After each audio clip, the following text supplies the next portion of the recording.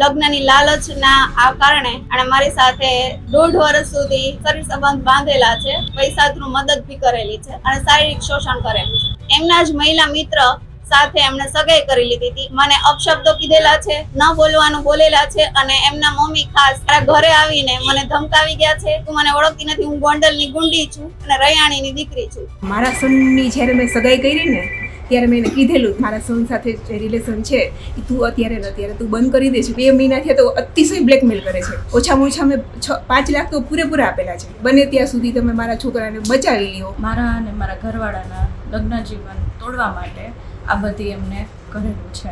સાથે હૈરા ફૈરા છે એ બી બધું એમના મરજીથી થયેલું, તો બી એમને આવી ફરિયાદ કરાવી. આજે મારા ઘરવાળા સાઈડ કરવાની કોશિશ કરી છે. અને અમારો સન છે જેમના ઉપર બ્લેકમેલના આરોપ નાખ્યા છે, અર્ચના જોશી કરીને છે, જે હનુમાન મઢી ચોકમાં ફ્લેટ મારીએ છે.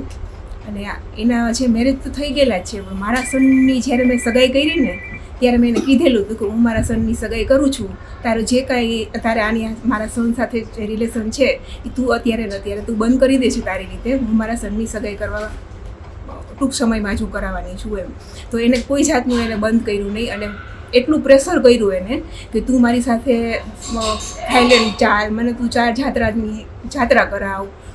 આવી રીતે એને બધું બ્લેકમેલ બહુ કર્યો. અને એમ 2 મહિના થયા તો અતિશય બ્લેકમેલ કરે છે. એને જેટલા માગ્યા ને એટલા પૈસા પણ અમે આપેલા છે એને. ઓછામાં ઓછા અમે 5 લાખ તો પૂરેપૂરા આપેલા છે. છતાં એની માંગ જે હતી ને એ થોડીક મોટી હતી. એટલે મેં એને કીધું કે આપણે ગાંધીગ્રામ પોલીસ સ્ટેશન છે ત્યાં આપણે સમાધાન કરીએ. તો એને મેં ના પાડી દીધી કે ગાંધીગ્રામ પોલીસ સ્ટેશન પોલીસની સામે અમારે એ કોઈ જાતનું સમાધાન નથી કરવું. સમાધાન હોય કે અમારે બહાર કરવું છે કે.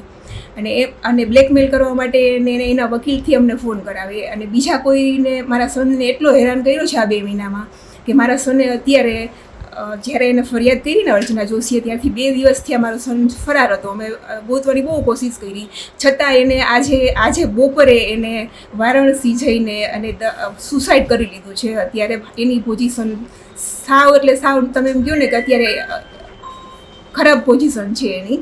બને તેટલું તમે એક રિક્વેસ્ટ છે, કમિશનરને રિક્વેસ્ટ છે કે ગાંધીગ્રામ પોલીસ સ્ટેશન કે આમ્રપાલી પોલીસ સ્ટેશન અમે ખાલી એટલી જ અરજી કરી કે બને ત્યાં સુધી તમે મારા છોકરાને બચાવી લ્યો અને ત્યાં જઈને તમે જેટલું તમે જે તમારાથી જે પ્રોસેસ થાય કરો. મારા છોકરાને કાંઈ પણ થયું તો એની જવાબદાર અર્ચના જોશી છે અને એની સાથે જેટલા મળેલા છે એની રહેશે.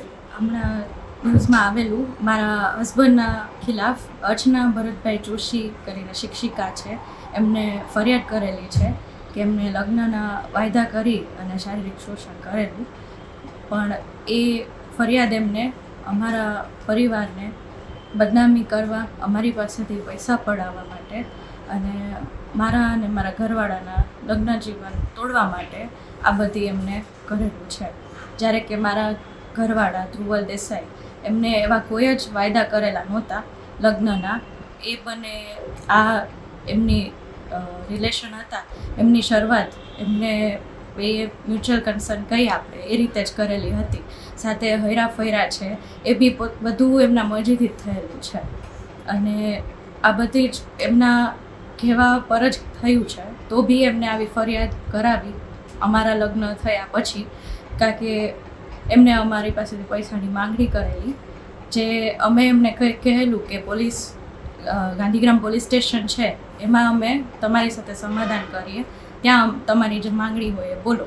પણ એમને ના પાડી દીધી કે અમારે ત્યાં સમાધાન નથી કરવું. અમારી માંગ એટલી જ છે. આજે મારા ઘરવાળા ધ્રુવલ પંકજભાઈ દેસાઈએ સુસાઇડ કરવાની કોશિશ કરી છે. વારાણસીમાં અત્યારે એડમિટેડ છે.